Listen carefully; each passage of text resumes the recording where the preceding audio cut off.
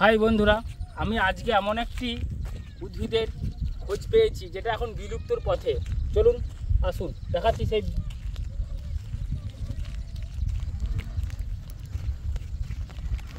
চলে আসুন। এটা হচ্ছে লজ্জাপতি পাতা। তো এর হাত দিলে আমরা বুঝতে পারবেন, দেখুন আস্তে আস্তে মুজিয়ে যাচ্ছে। জাস্ট টাচ করা। এইগুলো এখন আস্তে আস্তে বিলুপ্তর পথে চলেছে। এখন গ্রাম বাংলায় দেখতেই পাওয়া যায় না এইসব গাছগুলোকে। একটা সময় জঙ্গলে এবং গ্রাম বাংলায় প্রচুর দেখতে পাওয়া যেত। তো আপনাদেরকে দেখানোর চেষ্টা করছি লজ্জাপতি পাতার। তো আমাদের ক্যামেরাম্যানকে বলবো একটু ভালো করে দেখাতে।